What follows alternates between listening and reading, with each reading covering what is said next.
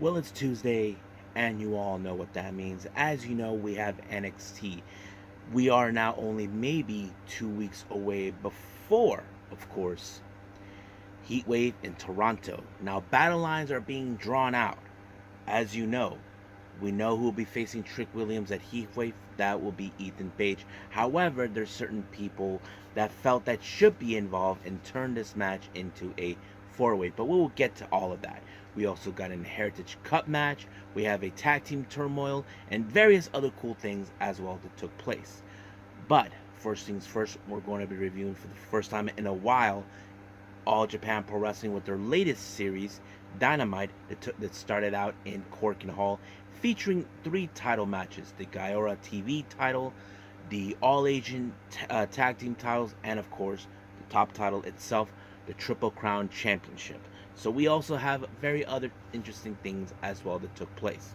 Then we cap up our episode with some news updates to give you guys updates what's been happening in the world of pro wrestling, such as what events the promotions are thrown out, who's booked, what matches are set, including some developments that are happening in the world of pro wrestling, such as wrestlers that have been injured, wrestlers that are leaving the promotion, and certain things that were not entirely 100% true, but now is being corrected, and the whole 9 yards. So, let's get ready for another episode of the Leaded Wrestle Zone.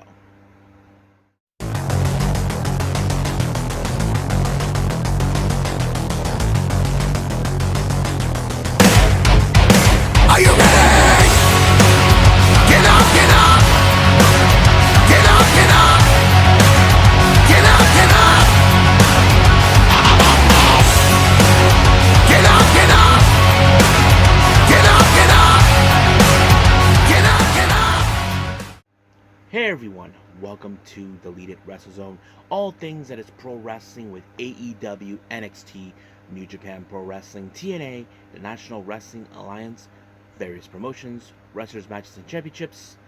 I am your host, Gerard here. So, if you are new to the channel, welcome. This is a channel where we do a lot of pro wrestling reviews from various promotions, not only here in the United States, but also in Japan, Mexico, Canada, Europe, the UK, anywhere in the world where pro wrestling is not as big, but it continues to grow. We also do discussion videos, talk about various topics such as the wrestlers themselves, the promotions, factions, storylines, whatever we want to talk about. We also do more news updates. If there's certain information that I have not put not on this episode, I can put it on a separate video by itself. We also do real-timing news updates to give you guys on alert if something has happened in the world of pro wrestling that needs to be addressed ASAP. We also do the Unagi Sayaka Watch and various other cool things as well. So if you like what you see, please subscribe to us, so click on that subscribe button. You'll be getting a lot of daily reviews and other cool wrestling content as well. But if you like this episode, please give us a like on the like button or a nice comment in the description down below. Now, all introductions are set aside. We just saw the bat signal, so it's time to get the show on the road. So let's begin with our very first review, and this is from Japanese promotion All Japan Pro Wrestling.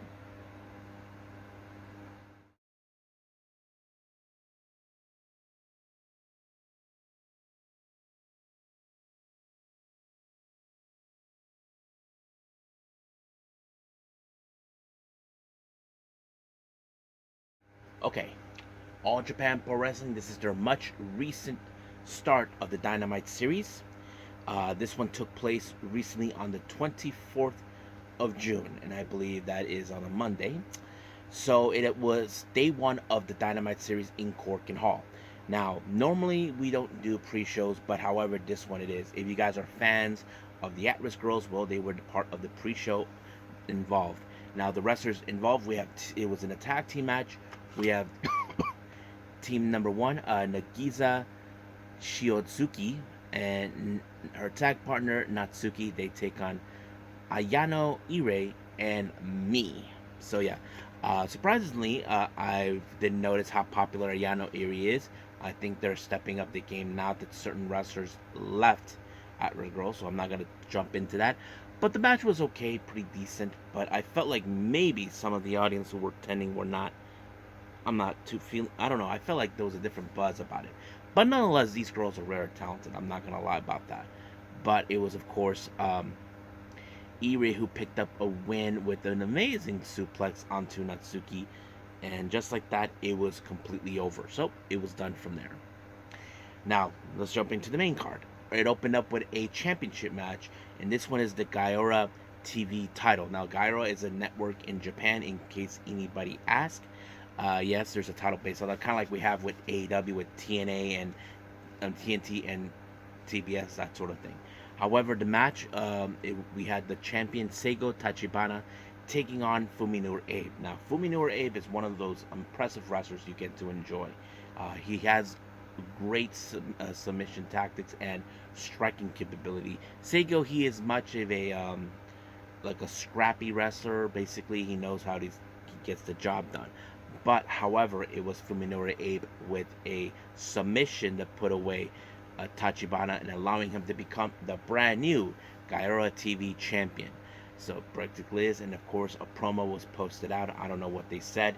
They don't have an English translator to do in Japan, like New Japan or Noah. I mean, they should start doing that, but yes, that's what happens. Now our next match, we have a 8-man tag match. Excuse me.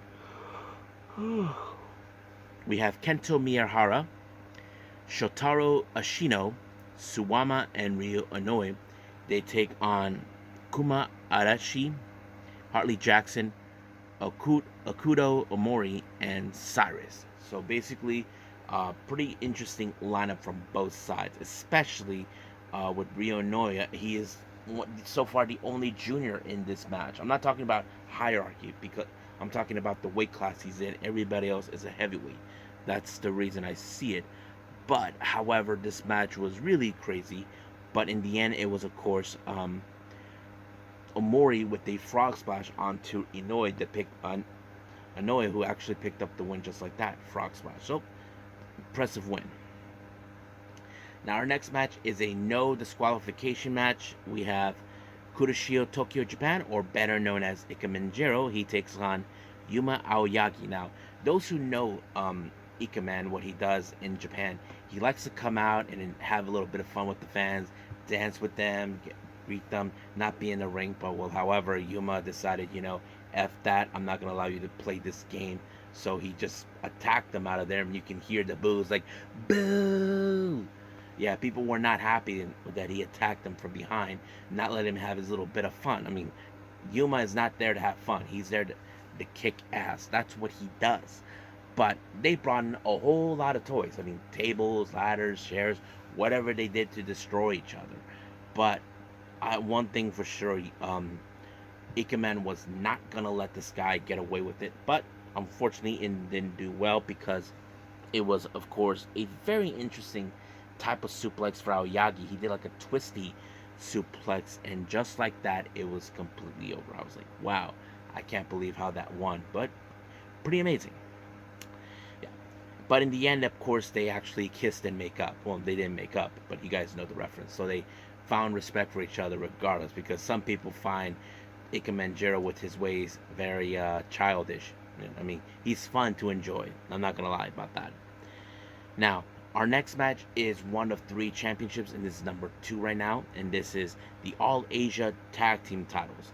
We have the challengers Seiki Yoshioka, and of course, recently, formerly from the Michinoku Pro Wrestling brand promotion, Musashi. They take on the champions Dan Tamura and Hikaru Sato. Now, of course, those who know this, Dan Tamura and Hikaru Sato, they have been a well-established team due to their difference of backgrounds in wrestling. Dan Tamura, he's a junior heavyweight, but he uses a bit of a power into his match. You would have Hikaru Sato. He actually has a background in martial arts, especially when it comes to submission. That helps. But when you look at the other team, Musashi, he is one of the top wrestlers that people talk about in Michinoku Pro Wrestling, and now he is still being talked about. And as for Seiki Yoshioka, well, many of you may know him from Noah, but recently he's been making appearances in other promotions, such as 01, where else? Oh yeah, in GLEAT and various other locations. but this one was going to be a very tough battle. But you can tell how Seiki Yoshioka and Musashi are desperately trying to pick up the win. They know there's a lot of stake in here, not only because they are a well-established team that they're being looked at, but they know this is their chance to finally show that they are a well-established, and that's exactly what happened. But it was Yoshioka, no Musashi, who picked up the win onto Saito with a driver, and just like that, it was over. So basically, we have a brand new tag team champions, and that is Musashi and um, Seiki Yoshioka.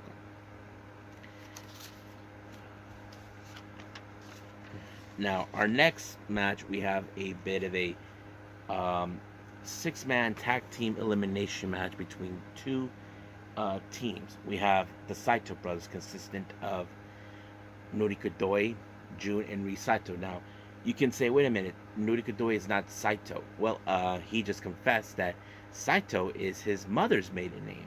So I'm like, okay, makes sense. I mean, he is a Saito. So they gladly accepted him, and he's like the only one who's a junior in the entire in the team. Now, I'm not talking about hierarchies. I'm talking about weight class, in case anybody asks. But they're facing against a new faction that was formed recently by four individuals. You have, of course, um, Renayabe, Rising Ayato, Riki Honda, and of course, the current Triple Crown champion, Yuma Anzai. So they call themselves El Pida. So I don't know what that meant, but this is how the match went in the elimination. Jun Saito eliminates Rookie Honda. Rising Hayato eliminates Risato. And of course, you have Rising Hayato and Renayabe eliminates Jun Saito. Narukudoi eliminates Renayabe. And then, of course, he does an inside cradle onto Rising Hayato. So it was a pretty good match. Just like that, it was over. But, however, because he eliminated Rising Hayato, I wouldn't be surprised if Noriko Doi challenges for the junior heavyweight title that currently Rising Hayato. X Factor, that's what it goes. Now, our main event is the Triple Crown Championship. We have Hideki Suzuki versus Yuna Anzai. I have to say this was a very tough, challenging match because, of course, those who know Hideki Suzuki, he is an amazing wrestler with great technical abilities in the wrestling ring, both, you know, as a grappler and all this, and you know exactly what he was going to do. But, however, Yuma Anzai, who is young and I don't know how old he is, but he picked up the Triple Crown champion after winning the Champion Carnival event, but he was able to withstand every submission. Now he knows this was not a tough battle for him, but luckily it was, of course, a somewhat of a standing ovation, a modified of it by that Joe Hendry used to do, that put away Hideki Suzuki to pick up the win, and just like that, he retained the Triple Crown Championship. So we'll see what happens from here on out. I'm sure there'll be other challengers that want a piece of Yuma Anzai. So I think that's pretty much it right now with All Japan. Let's move on with NXT.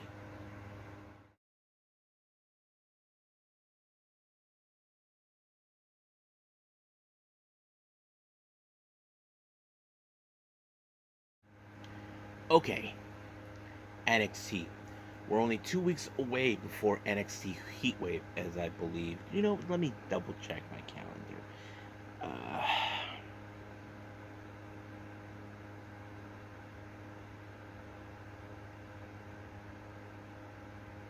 no, my bad. Is this? I think it's this. My bad is this Sunday. So I made a mistake on that. So, um, let's keep moving forward. Now, as you know, anything could happen for this one. So Ava, our general manager Ava, has spoken to every ref, every security staff to let them know that everybody needs to be on high alert due to things could happen, because you don't know from people if SmackDown or Raw will meet unexpected appearances. So that is the thing that we will be noticing. Now, our opening match is, of course, is the tag team turmoil. Now, whoever walks out as the winners, they will be facing the current tag champions, Frazier and Axiom, at Heatwave. So we have Malik Blade and Idris Enofe taking on the new Catch Republic, Pete Dunne and Tyler Bate. Uh, Man, this match went great, but it was Bate picked up the win onto Inoue. Just like that, it was completely over. Now, New Catch Republic remain until they face against Humberto Carrillo and, of course, Angel Garza. They face against the Legado. Of course, this match was going to be interesting, but out of nowhere, like Ava Raine said, anything could happen. Apollo Crews show up, causing the match for El Legado, but it was the Tiger Driver 97 by Tyler Bate onto Humberto that put him away and continue on. So they remained alive for this one. But however, their next opponents, it turned out to be the OCs, Luke Gallows and Carl Anderson. So basically, this was going to be a very interesting thing. But however, it was done with an inside cradle onto, of course, onto of onto Gallows to pick up the win. But however, they in the post match they got in the face of OTM and all this other stuff, so that kind of went down. However, their final opponents in this is Chase U, Duke Hudson and Andre Chase. There was a moment where you see Rich Holland took a bullet for Professor Chase out of nowhere, and this allowed for, of course, Andre Chase to pick up the win against Bate. But this also led to a very dissatisfying of Dunn, who knows him too well, and apparently, of course, Chase U are happy because they will be facing the tag champions after that. But speaking of tag champions, of course, there's still some discussions. There was a moment we saw Dr. Chen talking to Nathan Frazier because Axiom was still a bit of upset knowing that, you know, he's making this decision to go after the Heritage Cup instead of trying to defend the tag team titles. But however, Axiom had a little time to think and decided, okay, look, if this is what you want, I'll support you. So that's what happened. Now, in the women's locker room, we see Carmen Petrovic talking to, of course, other ladies in the locker room about Roxanne Perez and all this. However, Carmen Petrovic got in the face of Roxanne, who Roxanne, as you know, is saying that no one can beat her. But however, Carmen Petrovic has that distinct feeling that, like, you look what she did to Shayna Baszler. Do you think you have what it takes to withstand that? But however, they did set up a match later on with those two. Now, in the ring, we did see Ethan Page, who, as you know, he is not having this discussion about the idea of making Heatwave a four-way in the title for the NXT title. So Ava Raines was there, but however, it's not his perspective to handle it. Then Sean Spears comes out, same thing with Trick Williams, and then all hell broke loose, and then Javon Evans show up to give a helping hand. So we did see, of course, Trick Williams will challenge against Sean Spears. So that's going to be, I believe, our main event. So we'll get to that in a bit. Now, our next match, we have Wesley versus Joe Coffey. Now, remember, Joe Coffey was not happy with the fact that Wesley gets another opportunity. So Wesley decided, as you know, as a stipulation, that if he loses, he will not challenge for the North American title, and Obafemi agreed to the terms. But however, it was once again the cardiac kick by Wesley that allowed him to pick up the win. But of course, Obafemi told him good luck and all this other stuff. So we'll see what happens. Now, ahead of his NXT and Heritage Cup title match, we see Tony D. Tony D said that he has a game plan that was discussed between him and the family. So we'll see where that leads us. Now, like any other parent, there's always two children. They're always trying to get the attention of mommy and daddy. Well, we have, of course, Mr. Stone and Stevie Turner. They're fighting over the attention of Ava Raines to be their second. That's her second, so that kind of goes on in every way. But we'll see what happens. Now, our next match is the NXT Heritage Cup. We have Nathan Frazier versus Tony D'Angelo. Now, the first round, oh my effing god. Frazier won really quickly, like maybe 45 seconds or so, with the schoolboy, just like that. And then the second round jumped into Tony D'Angelo with a slam onto him, just like that. But the next three rounds of 3, 4, and 5, basically nothing. So we got to the final round. In the final round, if no one wins this one, it's deciding that, of course, um, Tony D'Angelo won. But however, things didn't go exactly according to plan for Frazier. Once again, he was taken out by D'Angelo, allowing him to retain his belt. However, Frazier, as you know, was a little disappointed, but Axiom told him, "Hey, you did pretty good. I mean, that's like one of the most impressive matches." But he did remind them they still got to defend the tag titles because they'll be getting enemies left and right, and he knows it. Now, before our next match, we have, of course, Roxanne Perez versus Carmen Petrovic. Now, before the match even started, we have Lola Vice decided to get into the head of Roxanne Perez, decided to take a little closer look. But however, it was of course Roxanne Perez with the pops rocks onto Carmen Petrovic to pick up the win, and then of course Lola Vice got in the face of Roxanne and gave her a back fix, knocked her up, and took the belt. However, she did go to Ava's office and hand over the belt and tell her that she's next to face her at Heatwave. But when Roxanne went and found her belt, that's when Ava told her that she'll be facing her in Heatwave. And Roxanne is not happy about it. But it is what it is. So basically, she has no other choice but to do so.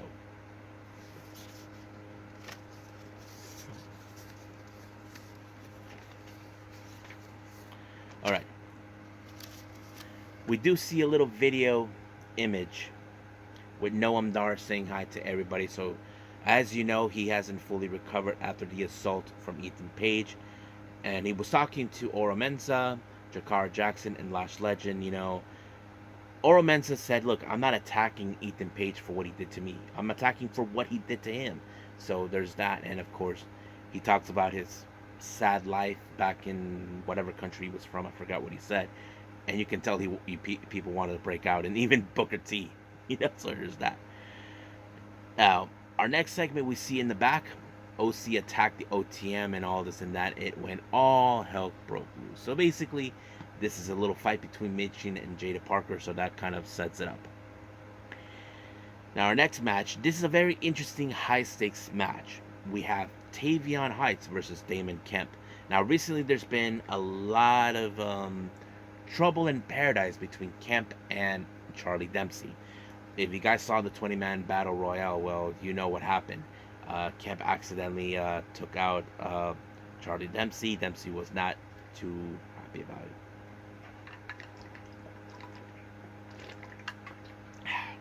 So anyway, I thought this match was pretty impressive. So basically, you saw Tavion Heights. He is on fire.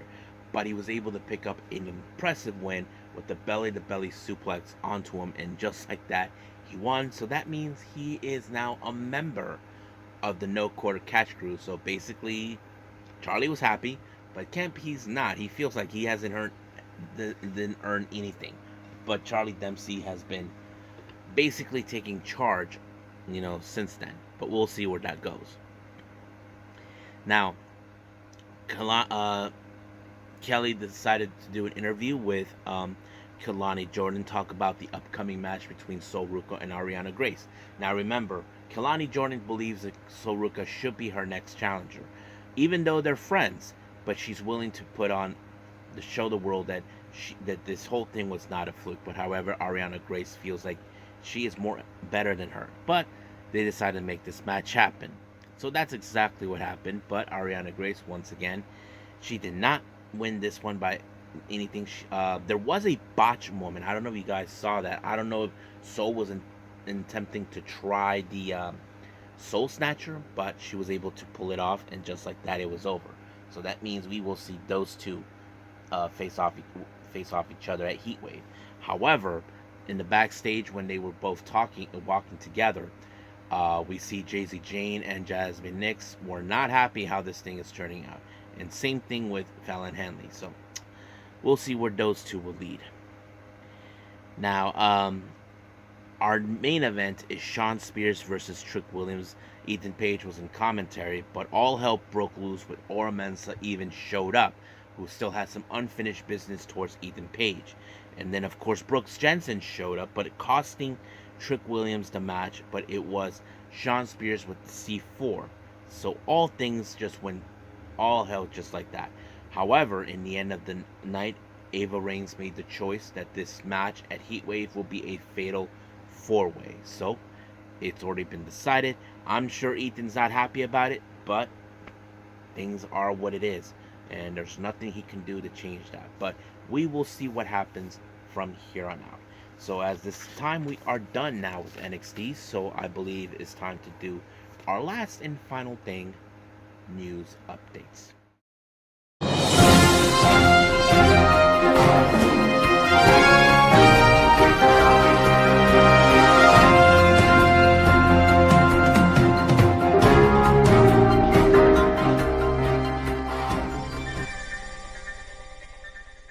Okay, so welcome to our news updates. So let's talk about updates with upcoming events with the promotions. First, let's start with GCW. As you know, this coming weekend we have the No Sleep in Houston. We have Joey Janela versus Chris Carter. So that's going to be the match that's been announced for that.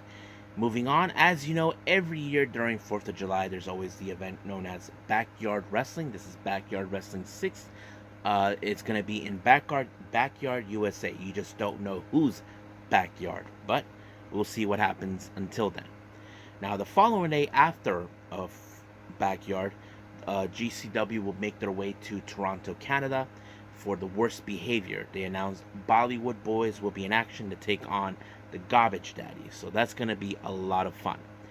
Now, later on the 29th of July, we have Bloodsport in Brooklyn, and they just announced Shayna Baszler returns. So that's right, she will be participating in this event. Now, a new show has been announced for GCW on August 31st in Chicago called Live Fast, Die Young. Now, no names have been announced just yet, but as we get closer and closer, we will find out what happened until then.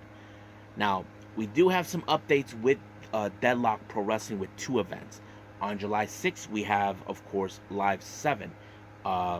We have Alec Price versus Robbie Eagles, who will be making his DPW debut. Danny Luna versus Danny B. And then we have Masha Savage taking on the Big Kaiju from Tokyo Yoshi Pro Wrestling, Shoko Nakajima. And then we have the second annual of Tag Festival on the 7th of July. We do have a non-title tournament. Kylie Ray taking on Heian. Then we have 3 matches involving the festival. We have Violence is Forever versus the West Coast Wrecking Crew. Motor City Machine Guns versus the Grizzled Young Vets. And then finally, MXM take on Saints and Sinner. So yeah, that's practically for the DPW thing. Now, we do have the full card for this coming weekend for Stardom on the 29th and the 30th of June. Let me pull that up for all of you.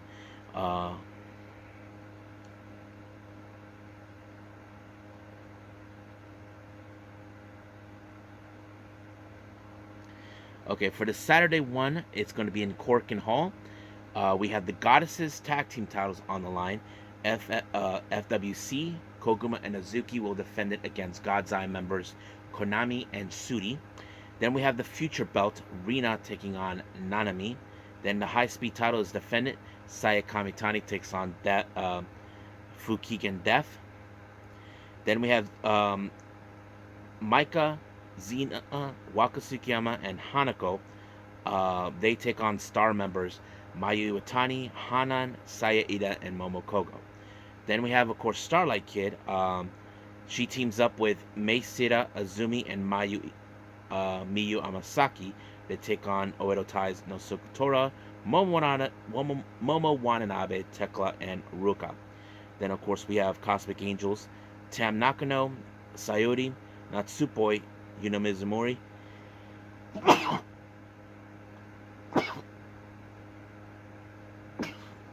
and Sayaka Kurara taking on God's Eyes members Rana Yagami, Ami Suri, and Saki Kashima, joined by former members Lady C and Hina.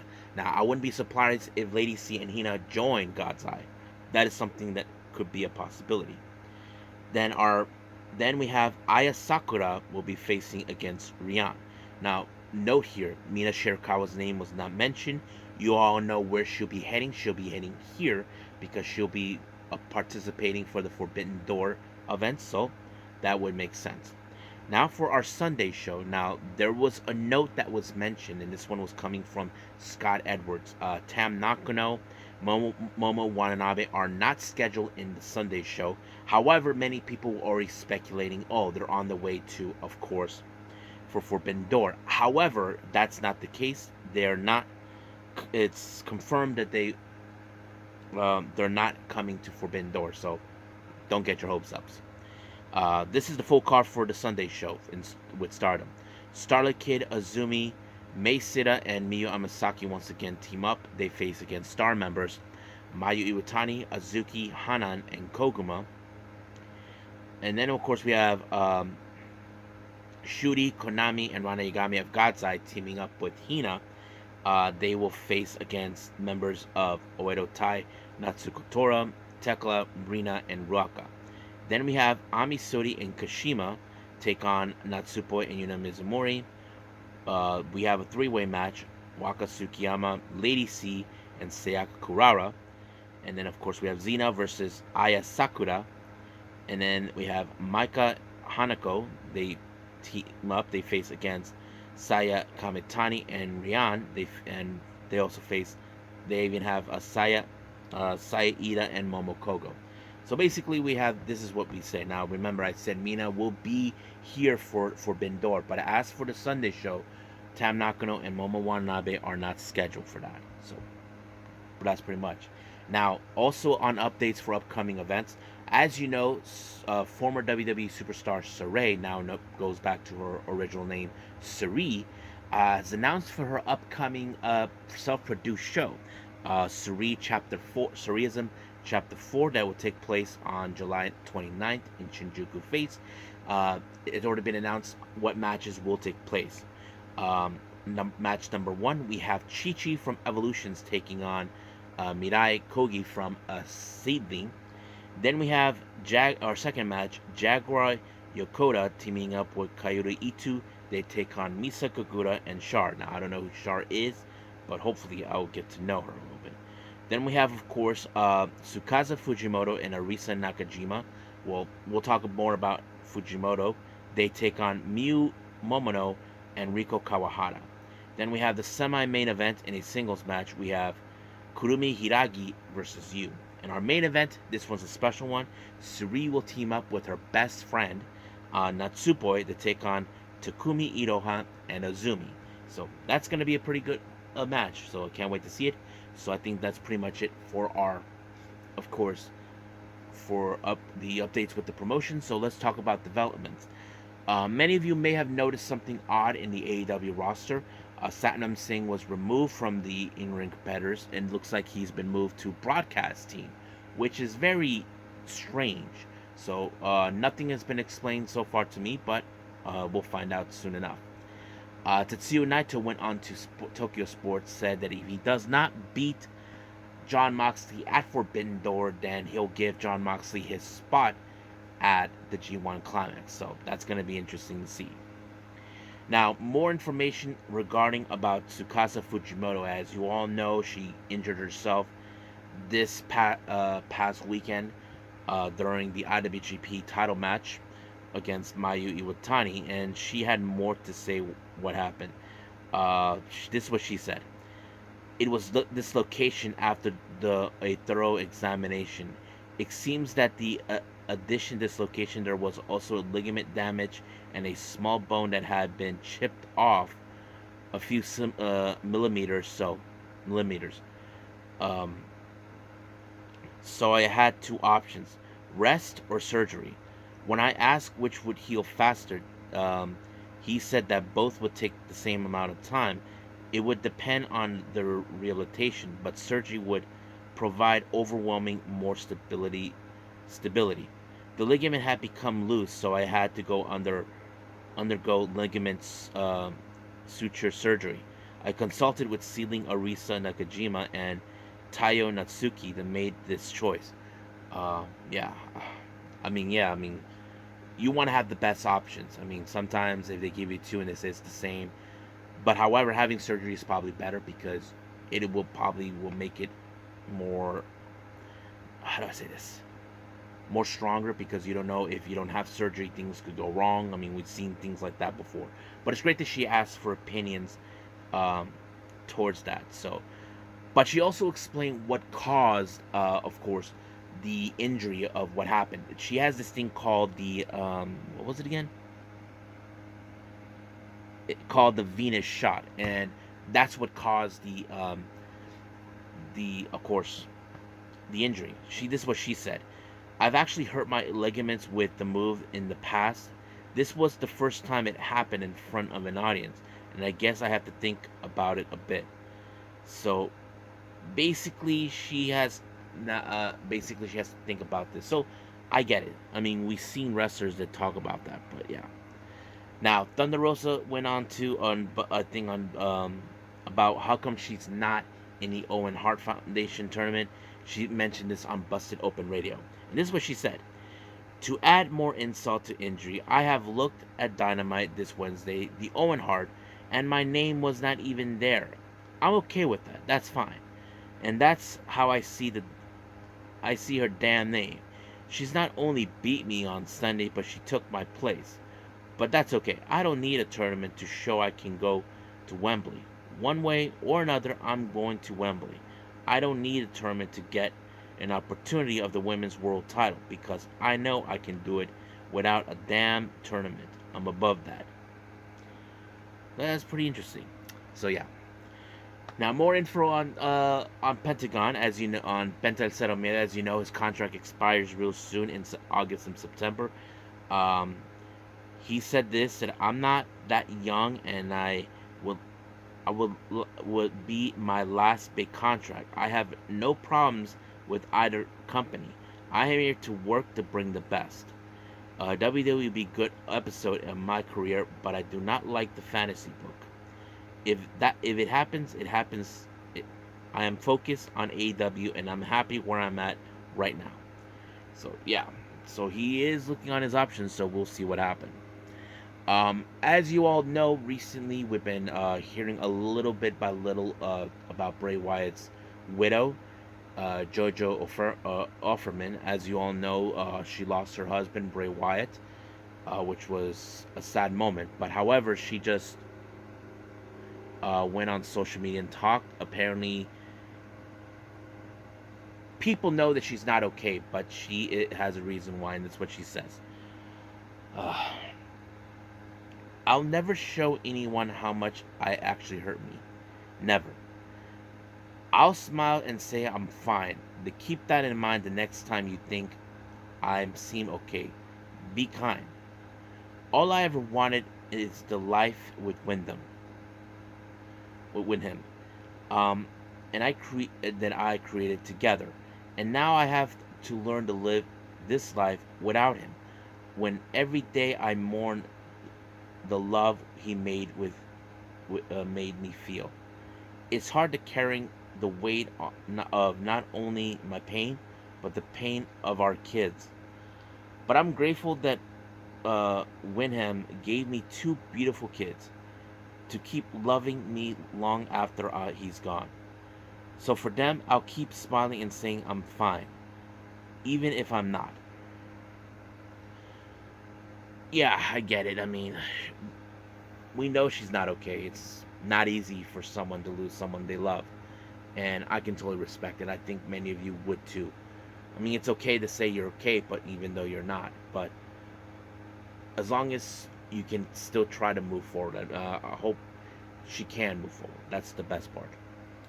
Now, as you all know, recently I put out an alert video about Sika Anuai, who is a member of the Anuai family, and of course the one half of the Wild Samoans. Well, his son, Roman Reigns, has tweeted this out today, and this is what he had to say.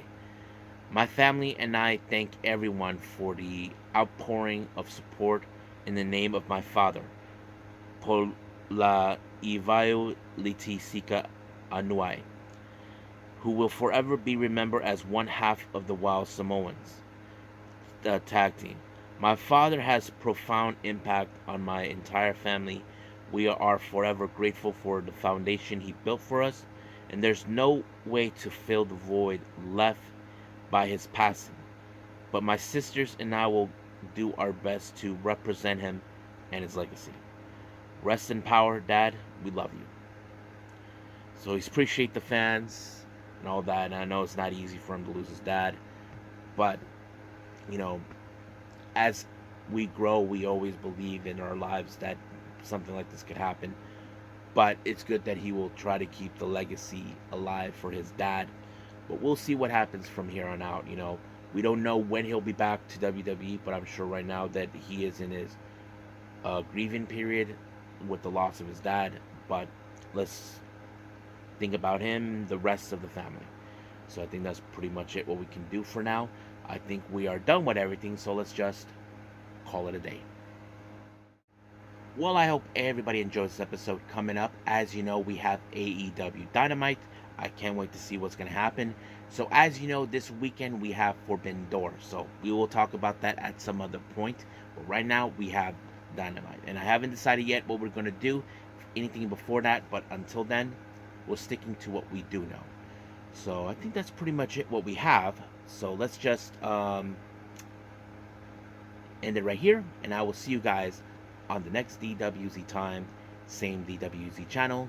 I must bid all of you adieu. So, goodbye. Mwah. And have a nice day. Bang.